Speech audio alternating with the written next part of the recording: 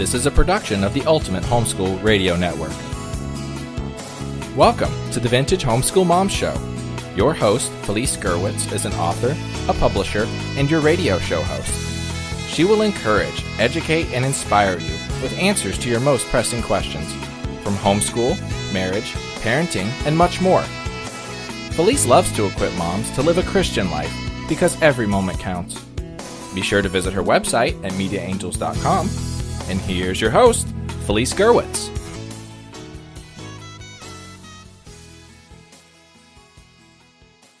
Hey everyone, as I am recording today, we are celebrating, and that is our 5th year on the Ultimate Homeschool Radio Network. People measure success in different ways, and I feel the network has been successful. First, because it's an answer to prayer, and I've shared before how this network got started. And secondly, because it has touched the lives of hundreds of thousands of homeschool families. I'm grateful the Lord gave me this idea years ago to create a podcast network with some of my friends, fellow homeschoolers, authors, conference speakers, and bloggers. All of us love to encourage you. And while our curriculum, our family size, and even where we worship may look different, we are united in our belief that the Lord called us to homeschool, and it's our job to encourage you, to walk beside you. Thank you for the millions and millions of downloads. Thank you for liking our shows on iTunes, Google Plays, and on your podcast app. Thank you for sharing our podcast with a friend, for signing up for our newsletter, and for just stepping out and homeschooling your children. I want to give a big shout out to our special sponsors for the Ultimate Homeschool Radio Network's big birthday celebration. The first is Knotgrass History Curriculum. Longtime homeschool family has created a study that allows you to have children work independently or in groups. It provides narrative lessons from primary sources with a Christian worldview. Visit history.knotgrass.com for more information, and that is history.knotgrass.com for more information. A big shout out to my friend Kim Kautzer and WriteShop.com that helps new and veteran homeschoolers alike teach writing with confidence. Presents the building blocks of pre-writing, brainstorming, writing, and revising, helping students of all ages embrace the writing process. Visit WriteShop.com for more information. Thanks to True North Homeschool Academy that is committed to excellence in academics precisely because of their traditional biblical faith. In fact, their faith is what informs and drives everything else they do. Their academic team consists of experienced educators and homeschoolers who are committed to bringing quality academics and a solid Judeo-Christian worldview to your online classroom. Check out TrueNorthHomeschoolAcademy.com. And big shout out to Maggie Hogan, who began Bright Ideas Press many years ago. From history to humanities, chemistry to calculus, they're ready to support you with online classes and curriculum you can trust from a Christian worldview. Visit what they have to offer this year at brightideaspress.com. They are there to serve you. You can also call them at 877-492-8081 and tell them you heard about them on the Ultimate Homeschool Radio Network on Vintage Homeschool Moms. Thanks to Luma Learning, another homeschool-run company. They offer online classes by instructors with a biblical worldview. Whether for yourself or your student, Luma Learn simplifies your search for quality online classes. Because Luma Learn has gathered Christian teachers into one covenant marketplace, you'll spend less time scouring the internet and more time enjoying life. You can find more information at lumalearn.com. That's LUMALEARN.com. Thanks so much to all of our wonderful sponsors. You have really blessed me by joining alongside us for our birthday celebration.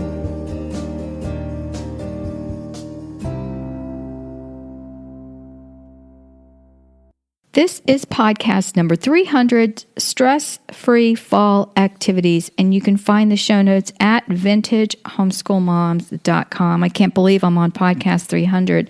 It really just seems like yesterday that I started podcasting, and here we are. Well, I wanted to give you some fun ideas for fall activities, and hopefully you have downloaded the printable that is available for the month of October. And if you're listening to this at some other time of the year, our printables are available for 1 month on our network, and then they change out monthly. So you want to be a member of our Ultimate Homeschool Radio Network so you can get all of the freebies that come along. Well, the first is, and this is stress-free, remember, to be thankful.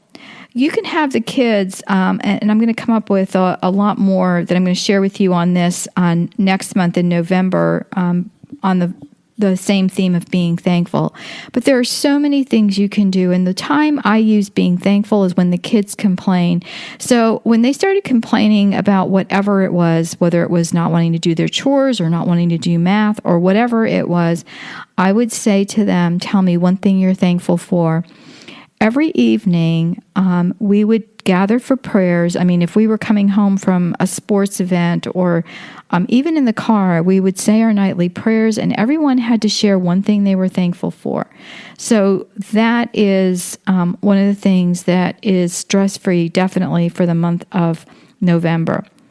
Another fun activity is to wear fall colors. Now, I live in Florida where the leaves do not change till about January, and that's only on some of our trees that are not evergreens. So one of the things that I always did every year to celebrate fall is to wear fall colors, and the kids did as well. Here it's still warm, but I know where many of you are, it isn't, so enjoy that hike for me. And I would love to see, that's a little bit further down. But anyway, we'll just stay with hike because I have a request. But so go on a hike, enjoy the beauty of the changing of weathers, and moms, try not to make it school, and I'm talking to myself as well as to you because my kids said I could take any fun activity and turn it into school. So just go on a hike and enjoy yourselves, and enjoy it is all I'm going to say, because my mind's racing with about 5 things that could be tied into school. A hayride. We had a fun fall event that we went to every year. And it was, just a super fun thing that one of our neighbors did. And they had some animals on their, I think they had about 20 acres, but they had pigs that they would roast. So they would do a hog roast and they would have a hayride. So it was really fun. They had just a lawnmower that they hooked up to a wagon and bought some bales of hay and took the kids around on hay rides. And there's just something about hay rides that the kids love. Collect leaves. Now, this is where I was going with the hike earlier. I just have this thing for fall leaves. I love all of the seasons, but there is something about fall that I absolutely love. And when the kids were younger, my dear, wonderful husband, who is self-employed and didn't have time to take off of work, he would drive us to North Florida and Georgia just so that we could see the fall leaves to make me happy. And it did. I mean, we collected leaves, we studied the trees. See, I'm going off the academic route here. We gathered acorns. I mean, there was so much that we did that was fun, and collected rocks, because that's something else we were going to be studying later on that year. So what I was going to say is, if you have some of these wonderful pictures of fall leaves, share them with me. We have an Ultimate Homeschool Radio Network Facebook page, and sometimes you can't post things on there because of the protections and things like that. But if you're friends with me on Facebook, I would love to see your fall leaves, and just tag me so I can see them. And love to share. If you could share those with me, I would be super happy. My kids know to share that with me, the ones that are in college, but they're not that far up north. So, they're. I don't even think it's going to snow where they are. Maybe a little bit. Okay, paint.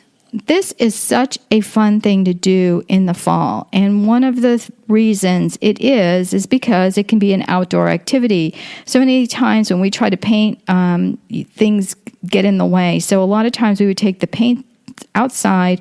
And if you're starting with little kids, watercolors are some of the best paints out there. It's so funny because every kit we ever got had pastels in it. And I'll just give you a really quick little tip. If you use black construction paper, pastels come to life. It's when we try to use pastels on white paper that it doesn't seem to work very well. So pull out those old pastels or take your watercolors outside and do some art and some painting. It's wonderful. You can either paint fall leaves, you can do some prints, you can do all kinds of different things. You can attend, and this is a stress-free and it's cheap. You can attend community events. So what you do is you can look in the newspaper, if you still get a newspaper, or go online and look at community events. Some areas have websites that have all their community events, or just search for that and find out when they are and plan those ahead of time so that you'll have them on the calendar and you can work school around them. And it's so much fun to go to things that you can do that costs very little money. The other is tailgating. A lot of football games happen at this time of the year, so tailgating is always fun. My son he's a freshman in college this year, and he was telling me that the baseball team, which he's on, went to the football game, and he said everybody was tailgating and they were just going to the game, and all of these, friends that were tailgating were feeding them. So they had a really good time and didn't even have to cook. It's something you can do as a family. I mean, you could do this in your yard, and how fun is that? Take a drive. A lot of times, stargazing is wonderful this time of year because it's not so hot again. And many times people live in areas that have so many lights they can't really see. So go somewhere where it's darker, where there's not a lot of light, and look at the stars, and you will be amazed at what you can see. The other is something fun to do is make a pine cone bird feeder. Super easy to do. Birdseed is very, very inexpensive, and you can just roll the pine cones in peanut butter, and also you could roll it in honey.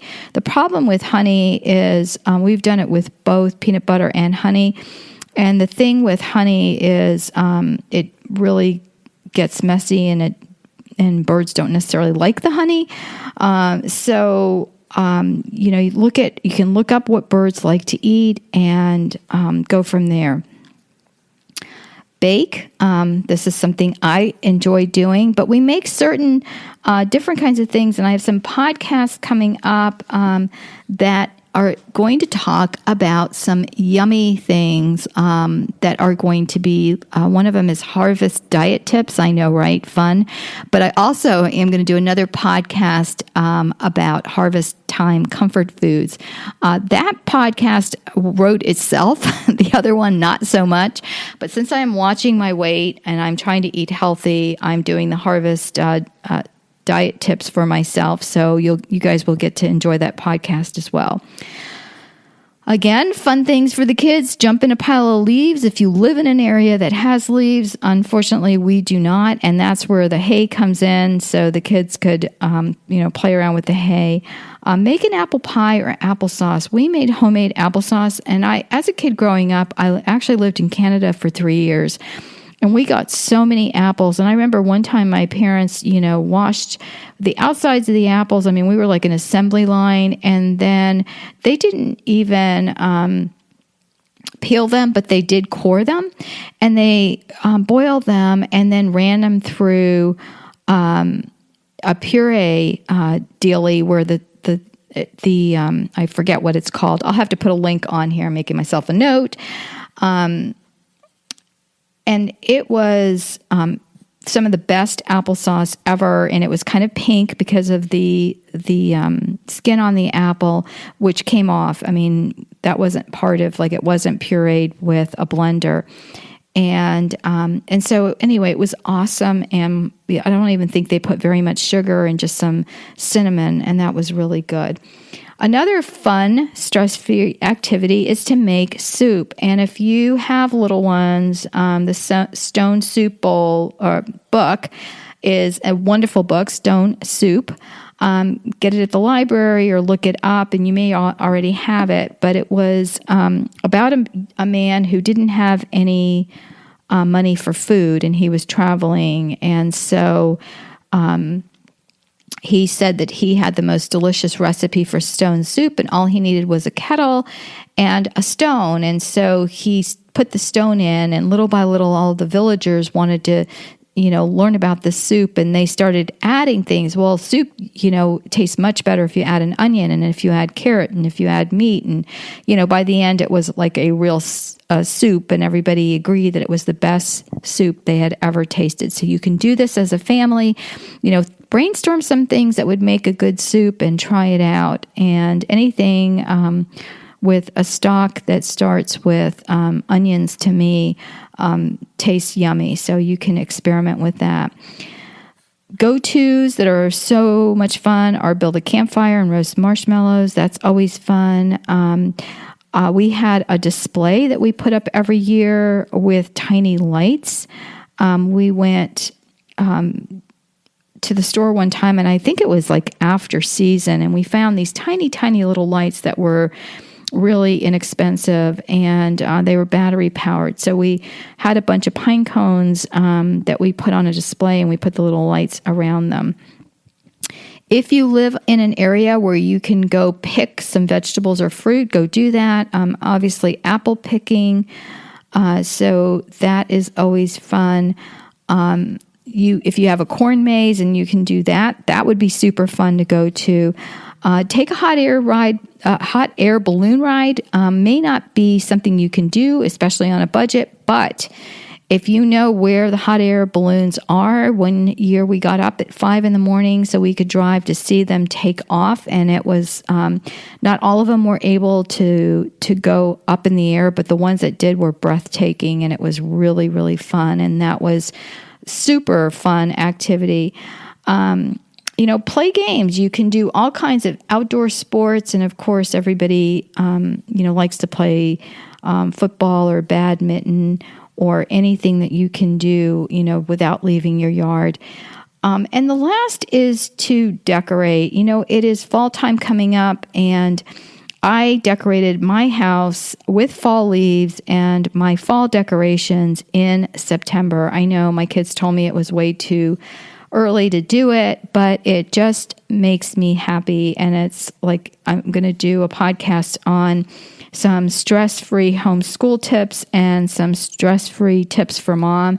And one of the things that I've listed is, just the clutter sometimes makes me stressful, but also the fact that I like to look around and see things that look nice. So these are little decorations that I've gathered through the years, and because I can't look outside and see beautiful fall leaves like many of you can, who are going to be tagging me on Facebook if you have social media, or email me at felice@mediaangels.com, or share it with me on this podcast show page on vintagehomeschoolmoms.com, episode 300. I would love to hear your ideas and, find out where you live, and also get to see beautiful fall leaves. It makes me want to go on a trip. It really does. Well, guys, take care. God bless. Thanks for joining our birthday celebration. And I hope you stop on social media or you're part of our email group so you can get sign up for the huge prize that we're giving away. Also, we're really so thankful for your help through the years. And thank you for liking this podcast on iTunes or Google Play or wherever you listen to this podcast, and also for sharing it with your friends. Take care. God bless. Thanks to our sponsors, and we'll talk to you soon. Bye-bye. Thanks for tuning in to the Vintage Homeschool Mom Show. Visit Felice at MediaAngels.com and TheVintageHomeschoolMoms.com. Vintage Homeschool Moms is a production of the Ultimate Homeschool Radio Network.